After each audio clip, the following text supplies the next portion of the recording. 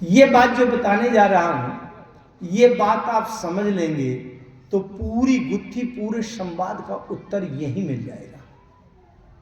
ध्यान से सुनना, 5 मिनट की बात। कोई एक नदी में पुल बना है, अब बड़ा मजबूत बना है, जिससे 50 टन 70 टन का लोड लाद कर दिन भर में सैकड़ों ट्रक निकलते रहते हैं। और पुल में न कहीं क्रेक आई, न दरार आई, न कहीं से कोई चटका, न हिला न डुला। पुल बढ़िया मजबूत है, मजबूत है। और एक दिन सवेरे सवेरे गए आप नर्मदा मैया में, या जहां पुल बना है, तो पूरा पुल एकदम चकनाचूर ध्वस्त पड़ा था, पूरा पुल चरपरा के नीचे गिर गया था। तो आप ये बताओ कि अभी तक जब बड़े बड़े ट्रक रोज निकलते रहे तो उसमें कहीं से दरार नहीं हुई, चटका नहीं, कमजोर नहीं पड़ा, और आज जब पूरा पुल चरमरा के टूट गया है, तो क्या किसी चिड़िया की शंका होगी क्या कि कौन सी चिड़िया आके बैठ गई पुल में कि पुल टूट गया? या किसी बकरी को ढूंढेंगे क्या कि कौन सी बकरी पुल में चढ़ गई कि पुल टूट गया? किसी कुत्ते को खोज करेंगे क्या कि कौन सा कुत्ता, कौन सा जीव, कौन सा व्यक्ति, कौन सी गाय बछड़ा निकल गया कि पुल टूट गया? अरे भाई, जब 50 टन 70 टन का ट्रक रोजे निकलता है, अब पुल नहीं टूटा, तो 70 टन के नीचे वाले की तो कोई शंका नहीं हो सकती। अगर शंका होगी तो ये होगी कि आज कहीं रेलगाड़ी का इंजन आके चढ़ गया क्या कि पुल टूट गया, ये शंका होगी। ट्रक से जो 10 गुना आगे हो उसकी शंका करेंगे, है ना? अब ये बात ध्यान से समझना। राम जी ने परशुराम जी से पूछा, भगवान ये धनुष किसका है? परशुराम जी ने बड़े गर्व से बताया, ये धनुष मेरे भगवान गुरुदेव, भगवान इष्ट देव, भगवान शंकर का है। राम जी ने पूछा, शंकर जी का जो धनुष है, तो क्या शंकर जी इसको कभी चलाते उलाते भी रहे हैं कि नहीं? अरे बोले, बिल्कुल चलाते रहे। इसमें त्रिपुरासुर का वध किया, इसमें तमाम बड़े बड़े राक्षसों को वध किया, तो चलाया है उन्होंने। तब राम जी ने पूछा परशुराम जी से कि भगवान, जब आपके गुरुदेव भगवान शंकर इस धनुष को चलाते थे, तब क्या कहीं से कमजोर पड़ गया था क्या? चटक फटक गया था क्या? क्रेक, दरारें कुछ आ गई थी क्या? परशुराम जी ने कहा, नहीं, बिल्कुल नहीं। अच्छा, अगर परशुराम जी ये कह देते कि नहीं, शंकर जी के चलाने में थोड़ा सा चटक गया था, कुछ दरार पड़ गई थी, क्रेक हो गया था, तो राम जी कह देते, टूटा सा तो धनुष रख के ऊपर काहे के पहले से तोड़ के रख दिया, फिर काहे के लिए ढूंढो, ये कह देते। परशुराम जी ने कहा, नहीं नहीं, धनुष कमजोर बिल्कुल नहीं पड़ा, न कोई दरार थी उसमें, न कहीं से चटका था, बिल्कुल मजबूत था। ध्यान से समझना बात। राम जी ने कहा, तो भगवान कितनी सीधी सी बात है। जब शंकर जी ने इसको चढ़ाया, खींचा, संधान किया, तब तक ये इसमें न दरार पड़ी, न क्रेक हुआ, न चटका, न कमजोर पड़ा, और आज ये टूटा हुआ पड़ा है, तो क्या शंकर जी से नीचे की कोई संभावना होगी क्या? किसी मनुष्य की संभावना होगी क्या? अरे तब तो इसको शंकर जी से जो 1000 गुना ज्यादा शक्तिशाली होगा, उसने इसको छू लिया होगा, तभी ये टूटा होगा। और शंकर जी से कोई ऊपर वाले कोई 10-25 होते हैं क्या कि ढूंढ रहे हो? शंकर जी से ऊपर केवल एक ही होता है, ढूंढने की जरूरत नहीं होती। शंकर जी से ऊपर केवल एक होता है। नाथ शंभो धनु भंजनिहारा, होई क्यों एक दास तुम्हारा। जैसे पुल टूट गया तो यहां किसी चिड़िया, पक्षी, बकरी, कुत्ता, बिल्ली की कोई शंका नहीं होगी। फिर तो ट्रक से भी 10-25 गुना ज्यादा लोड वाले की संख्या होगी। तो जब शंकर जी इसको रोजे चढ़ाते थे और तब तक ये नहीं टूटा और आज टूट गया, इसका मतलब शंकर जी से भी 100 गुना ज्यादा किसी पहलवान ने इसको छू लिया होगा। अब शंकर जी से 100 गुना ज्यादा शक्तिशाली एक ही तो होता है, वहां 10-20 होते नहीं है, तो ढूंढने पूछने की बात ही नहीं है, वो एक ही होता है। उस एक को जानो, एक को मानो, एक को जानकर, एक को मानकर, एक में एक हो जाओ, यही जीवन का अंतिम लक्ष्य है। राम जी ने परशुराम जी से ये कहा। परशुराम जी का संवाद बड़ा विस्तारित है। कई जगह तो मैंने 9-9 दिन तक की परशुराम संवाद की एक एक बात पर विचार किया है। बड़े तात्विक, आध्यात्मिक, दार्शनिक सूत्र है, लेकिन यहां मानसिकता ये बनी है कि धीरे धीरे कथा के क्रम को बढ़ाना है। आज राम जी के विवाह तक ले जाना है, तो परशुराम जी के संवाद का केवल एक बिंदु मैं और लेता हूं, उसको आप ध्यान से समझिएगा। इसके आगे राम जी के विवाह पर चलते। काफी लंबा संवाद हुआ। लक्ष्मण जी बार बार खिलखिलाकर हंस पड़ते हैं और उत्तर देते हैं। परशुराम जी को क्रोध आता जाता है।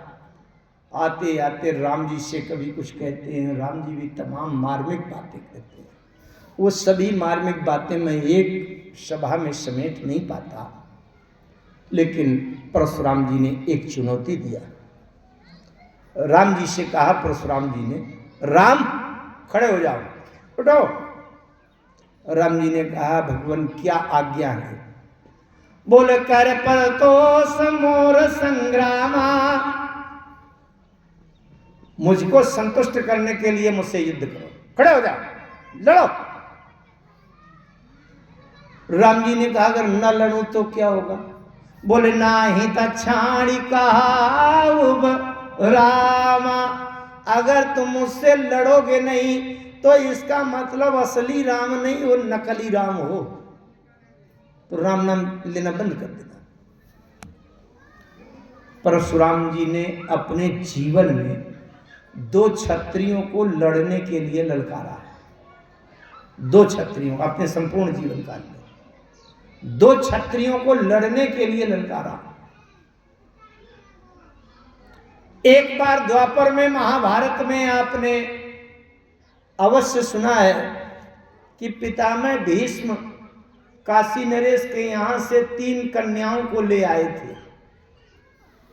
अंबा, अंबिके, अंबालिके, 2 कन्याओं का विवाह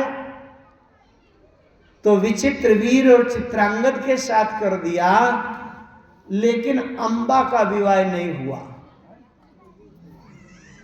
अंबा ने कहा, पितामह आप मुझे उठाकर लाए हैं और मेरा जीवन बर्बाद कर दिया, तो आप मेरा विवाह स्वीकार करो। पितामह भीष्म ने कहा, मैं आजीवन ब्रह्मचारी रहने की प्रतिज्ञा कर चुका हूं, मैं विवाह नहीं करूंगा। अंबा ने जाकर परशुराम जी से कह दिया। परशुराम जी के शिष्य हैं पितामह भीष्म। परशुराम जी ने भीष्म को बुलाकर कहा, इससे युद्ध कर, इससे विवाह करो। पितामह ने कहा, नहीं भगवान, मैंने प्रतिज्ञा किया है, मैं विवाह नहीं स्वीकार करूंगा। तो परशुराम जी ने पितामह भीष्म से कहा, तो फिर मुझसे युद्ध करो। पितामह भीष्म ने यह अर्थ लिया कि मैं क्षत्रिय हूं, और क्षत्रिय को कोई लड़ने के लिए ललकार है, तो लड़ जाना चाहिए। शौर्यम तेजो धृतिर्दाक्ष्यम युद्धे चाप्य पलायनम दानमीश्वर भावश्च छात्र कर्म स्वभावजम। क्षत्रिय का स्वभाव है युद्ध, युद्ध में डरे नहीं, ये क्षत्रिय का स्वभाव। पितामह भीष्म ने कहा अगर आप लड़ने के लिए ललकारते हैं मैं लड़ने के लिए तैयार हूं। युद्ध हुआ, बड़ा भयंकर युद्ध हुआ 18 दिन तक। एक तरफ से परशुराम जी जो अजय इस धरती में, परशुराम जी कभी हारे नहीं, कोई जीत नहीं पाया, और दूसरी तरफ से पितामह भीष्म अजय, इनको आज तक कोई जीत नहीं पाया। दो अजय आमने सामने टकराएं और एक दूसरे को जीतने का प्रयास करें, तो जब दोनों अजय हैं तो हारे कौन? अब परशुराम जी चिरंजीवी, जब 7 चिरंजीवियों का नाम लेते हैं ना, अश्वत्थामा बलिर्व्यासो हनुमान च विभीषणः कृपा परशुरामश्च सप्तैते चिरजीविनः। परशुराम जी की मृत्यु नहीं है, तो परशुराम जी की मृत्यु नहीं है। इधर पितामह भीष्म को उनके पिताजी का आशीर्वाद था कि इच्छा मृत्यु, जब तुम्हारी इच्छा होगी तभी मरोगे, नहीं मरोगे। मृत्यु तुम्हारा कुछ भी बिगाड़ नहीं पाएगी अगर तुम मन नहीं करोगे। तो ये भी एक तरह से अमर, परशुराम जी अमर, पितामह भीष्म अमर, दो अमर एक दूसरे को मारने का प्रयास करे तो मरेगा कौन? परशुराम जी ब्रह्मचारी, बाल ब्रह्मचारी अति को ही। इधर पितामह भीष्म आजीवन ब्रह्मचारी रहने के लिए प्रतिज्ञाबद्ध।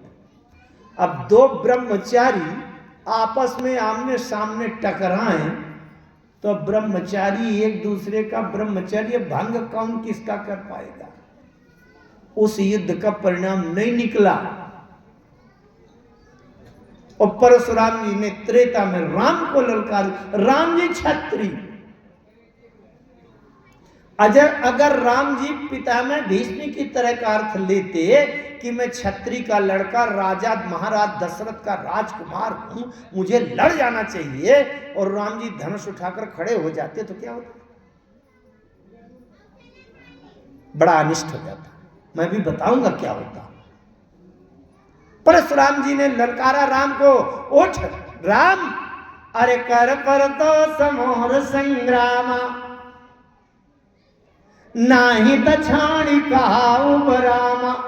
नहीं तो राम नाम, छाणी माने त्याग पत्र दो, राम नाम कहलाने से त्याग पत्र दे दो, चुपचाप नकली राम हो, असली नहीं हो।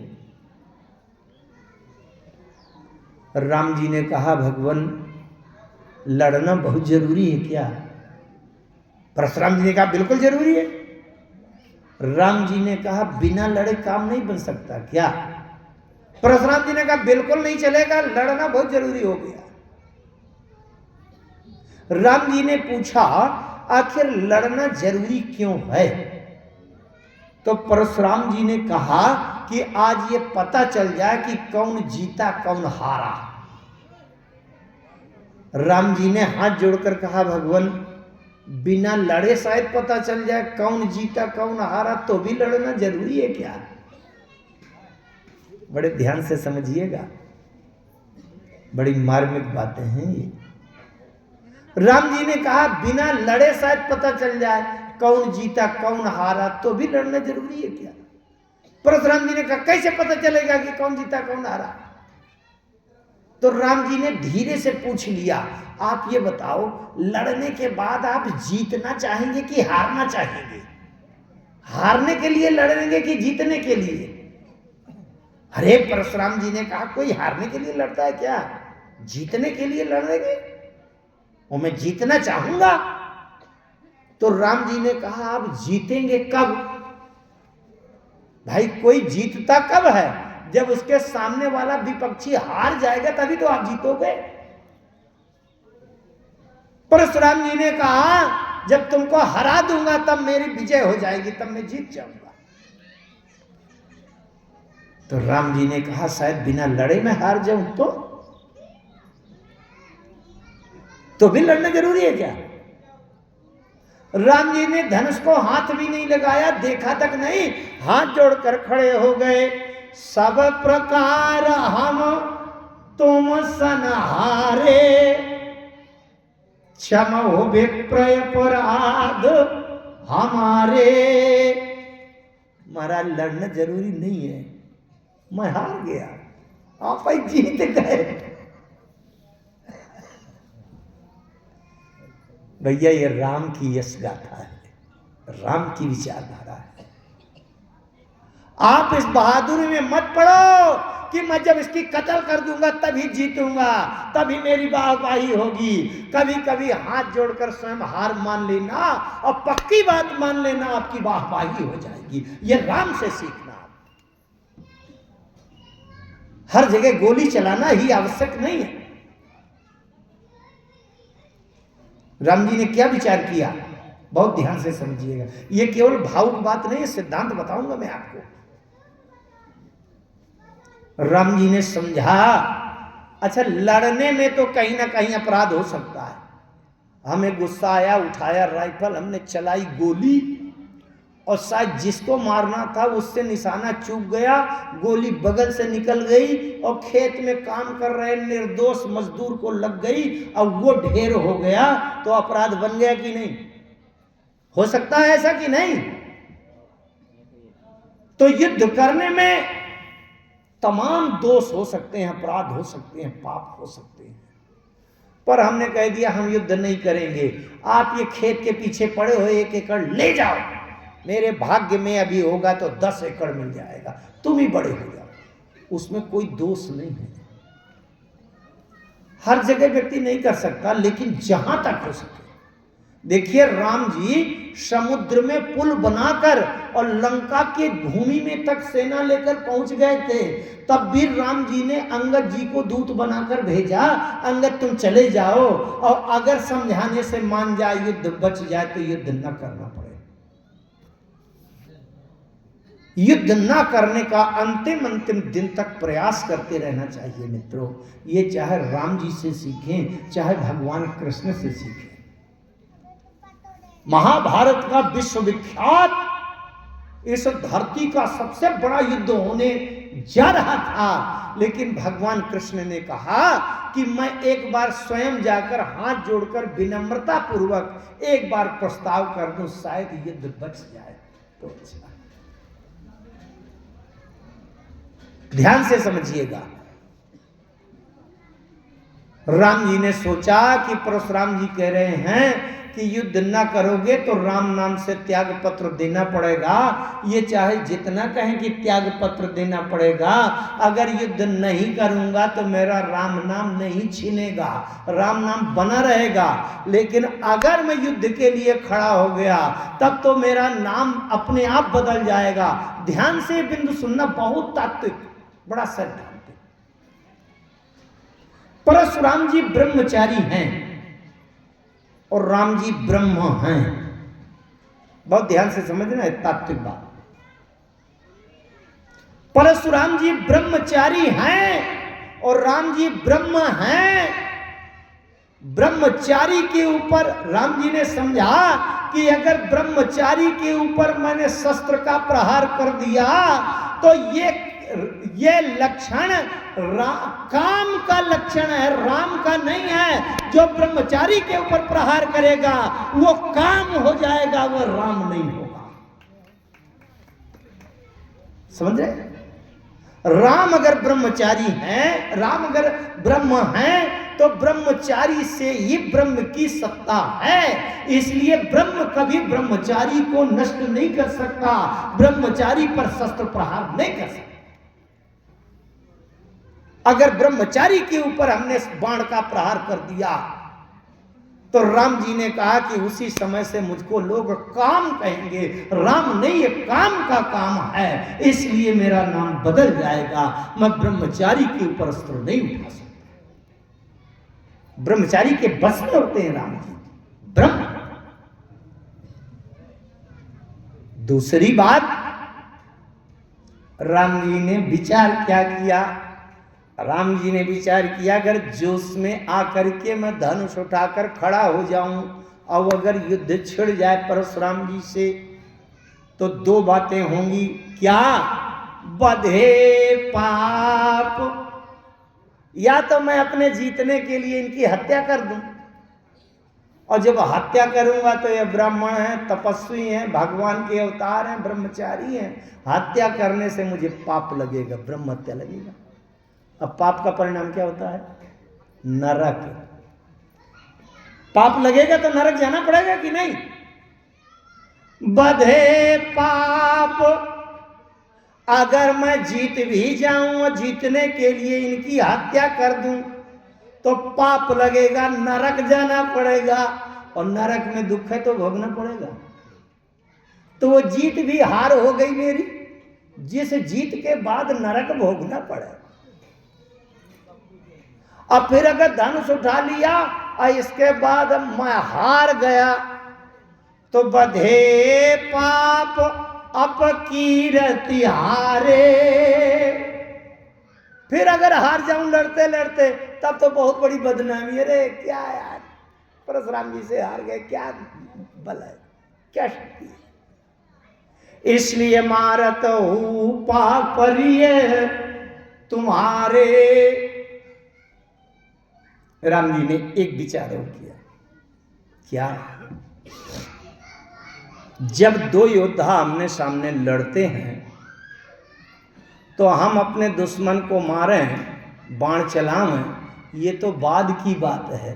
इसके पहले एक महत्वपूर्ण बात यह है कि हम अपने शरीर को ऐसा सुरक्षित कर लें कि दुश्मन का बाण हमारी छाती न भेद दे। तो एक ऐसा वस्त्र पहन लेते हैं जिसमें भाला, बर्छी, बाण कुछ भी छेद करके हमारी छाती को न चीर पावे। उस वस्त्र को पौराणिक काल में कहते थे कवच, और आज की भाषा में कहते हैं बुलेट प्रूफ जैकेट। समझ रहे?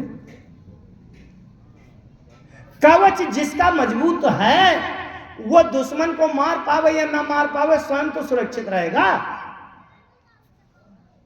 राम जी ने कहा, भगवान आप तो ऐसे ललकार रहे हैं कि जैसे दो योद्धा आमने सामने खड़े थे महारथी लड़ने के लिए। ध्यान से सुनना, इधर समय बहुत कम बचा है। दो योद्धा आमने सामने लड़ रहे थे और एक योद्धा ने अपने सामने वाले को ललकारा कि अगर तुम में बहादुरी हो तो अपना कवच फाड़ डालो। तो क्या कोई योद्धा अपना कवच फाड़ेगा? अपना कवच फाड़कर बहादुरी दिखाएगा क्या? राम जी ने कहा, भगवान आपने तो ऐसे ललकारा है कि अपना कवच फाड़ डालो, तो इतना बुद्धू तो नहीं हूं कि मैं अपना कवच फाड़ डालूं। कवच क्या है? लंका कांड में आप समझो, राम जी ने बताया था कवचय भेद विप्रपद पूजा, और यही सम विजय उपाय न दूजा। ब्राह्मण के चरणों में सिर झुकता रहे, यही सबसे बड़ा अभेद कवच है। और अगर कोई बुद्धू होगा तो ब्राह्मण को मार डालेगा, गुरु की हत्या करेगा, तो वो फिर सुरक्षित नहीं रहेगा। राम जी कहते हैं, भगवान आप चाहे जितना ललकारो, आपका आशीर्वाद ही तो हमारे क्षत्रियों का अभेद कवच है, तो हम अपना कवच फाड़ेंगे क्या? इसलिए सब प्रकार हम तुम सनहारे। सब प्रकार में कई प्रकार आ गया।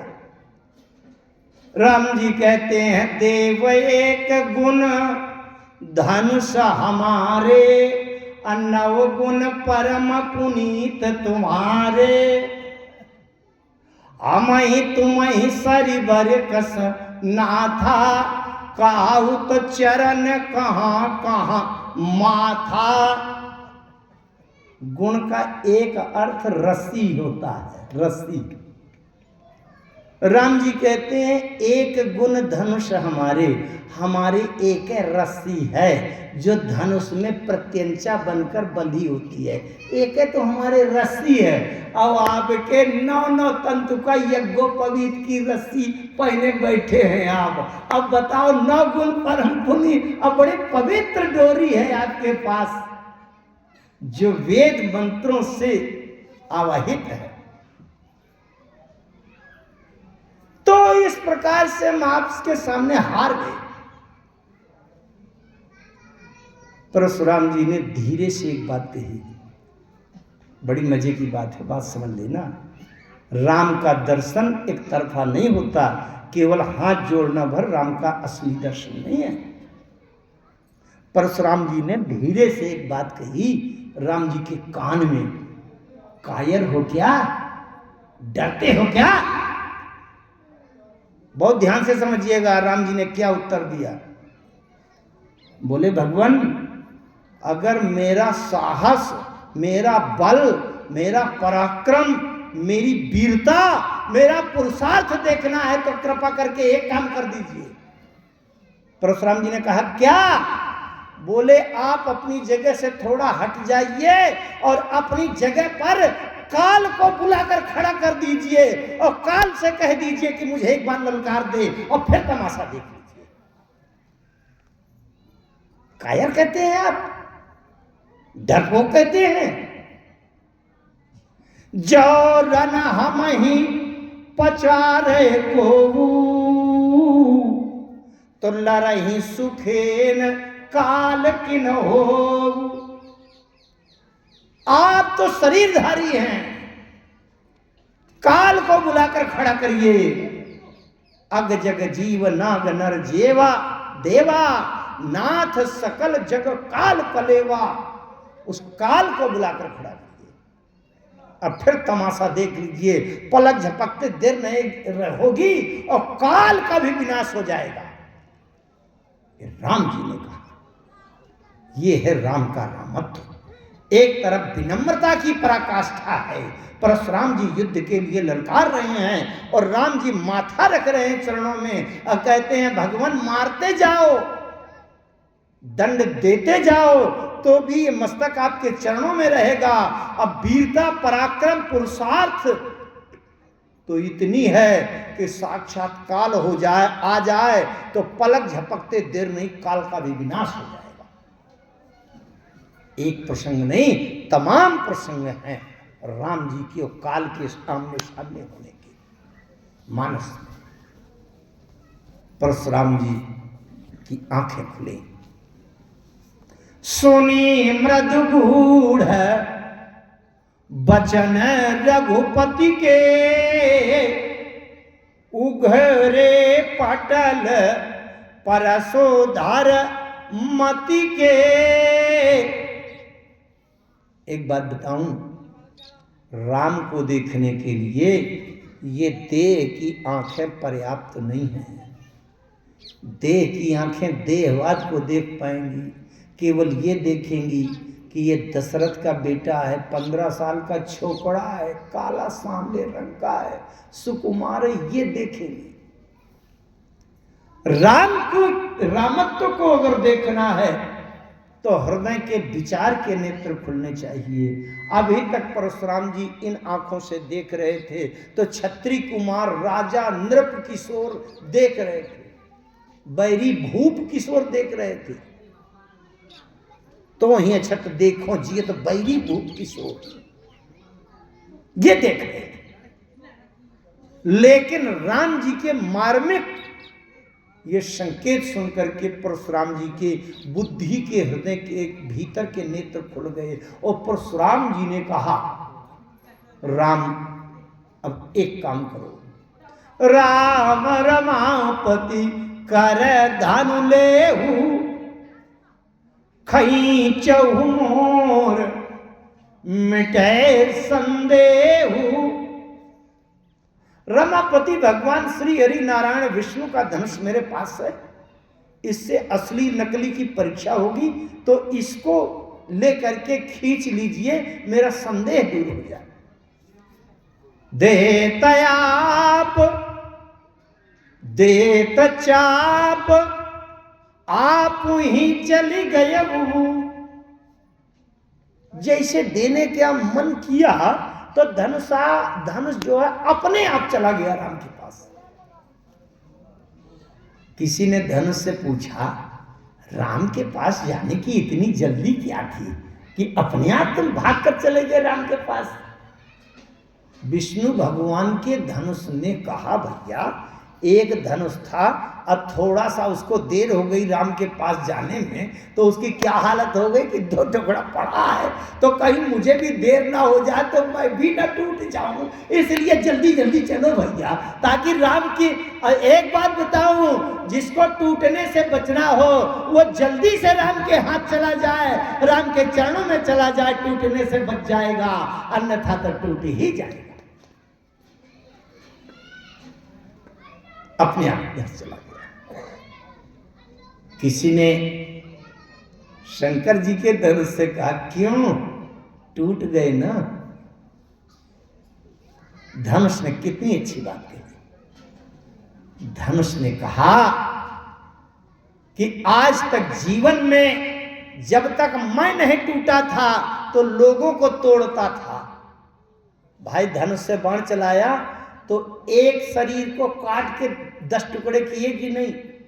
धनुष ने कहा कि जीवन भर मैं जब तक नहीं टूटा तब तक मैंने लोगों को तोड़ा है। आज मुझे अपने टूटने पर प्रसन्नता है, क्योंकि मैं टूट गया तो आज 2 राजाओं को जोड़ दिया, राम और सीता को जोड़ दिया, और दशरथ और जनक को जोड़ दिया, वशिष्ठ और विश्वामित्र को जोड़ दिया, अयोध्या और जनकपुर को जोड़ दिया, ज्ञान और भक्ति को जोड़ दिया, आत्मा परमात्मा को जोड़ दिया।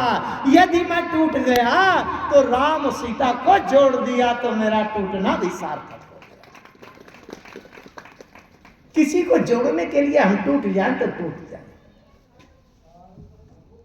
धनुष में 2 चीजें होती हैं। धनुष का एक भाग बड़ा मजबूत होता है, कठोर होता है, जो टेढ़ा होता है, और उसमें एक रस्सी लगी होती है, रस्सी बड़ी मुलायम होती है। धनुष को देखा गया जो टूटा पड़ा था, उसमें कठोर वाला भाग तो टूटा पड़ा था और रस्सी नहीं टूटी थी। धनुष से कहा गया तुम टूट गए, और रस्सी, जबकि रस्सी पतली होती है, मुलायम होती है, रस्सी में ऐसे ब्लेड लगा दो तो टूट जाएगी, और वो जो मोटा भाग होता है वो ब्लेड वैसे नहीं टूटता, बड़ा मजबूत होता है। धनुष से पूछा गया कि तुम टूट गए, रस्सी नहीं टूटी। कहते हैं जो जीवन में विनम्र रहेगा, सरल रहेगा, सीधा रहेगा, वो कभी नहीं टूटेगा। जो टेढ़ा रहेगा, कठोर रहेगा, चालाक रहेगा, वो सदैव टूट जाएगा। इसलिए जीवन में विनम्रता और सरलता होनी चाहिए अगर टूटने से बचना है। रस्सी से पूछा गया तुम क्यों नहीं टूटी? धनुष टूट गया। रस्सी ने कहा कि जब धनुष को लेकर उसकी डोरी खींची जाती है तो आप लोग देखते होंगे, कल्पना करें, धनुष को ऐसे पकड़ लिया और डोरी को ऐसे खींचा। जब डोरी को ऐसे खींचा तो ये धनुष वाला हाथ ऐसे गया। डोरी ने बताया जो खींचते समय राम के से दूर चला गया वो टूट गया, और जो राम की छाती से चिपक गया, मैं डोरी थी खींचते समय राम की छाती से चिपक गई। जो राम के हृदय से चिपक जाएगा वो कभी नहीं टूटेगा, जो राम से दूर जाएगा वो टूट जाएगा। आज परशुराम जी के भक्तों ने परशुराम जी से कहा, भगवान आज तो आप गजब का, आपको लड़ना भी नहीं पड़ा और आप जीत गए। आपके सामने विपक्ष में खड़े राम जी अपने आप पे हार मान गए। आज तो आपकी अच्छी विजय हुई। हर बार तो कम से कम फरसा चलाना पड़ता था, इस बार तो बिना फरसा चलाए ही आप जीत गए। परशुराम जी ने कहा नहीं, सच्ची बात तो ये है कि जीवन में आज मेरी हार हुई है, और आज कौन जीता? राम जी, परशुराम जी कहते हैं जय रघुवंश वनज वन भानु। कभी कभी राम जी की पद्धति से भी विजय प्राप्त करने का प्रयास करो मित्रों। मेरे कहने का मतलब यह है, मैं जो बात कहता हूं हृदय से कहता हूं, बनावटी नहीं कहता, मैं बात सही कहूं। हमेशा विजय केवल गोली चलाकर, डंडा मारकर, किसी का सिर फोड़कर, किसी का कत्ल करके ही विजय नहीं मिलती। हृदय से संतुष्टि वाली और वास्तव में यश प्राप्त करने वाली विजय में ज्यादातर प्रयास करो कि भैया हमें हाथ भी जोड़ना पड़े और युद्ध बच जाए, और ये विजय अगर मिल जाए तो ये राम जी की शैली की विजय होगी, और इस विजय में शांति, संतुष्टि, अपराध से बच जाएंगे, शांति संतुष्टि मिलेगी। यह राम जी की पद्धति की विजय, राम जी की विजय हुई। परशुराम जी का संवाद तो बड़ा लंबा है।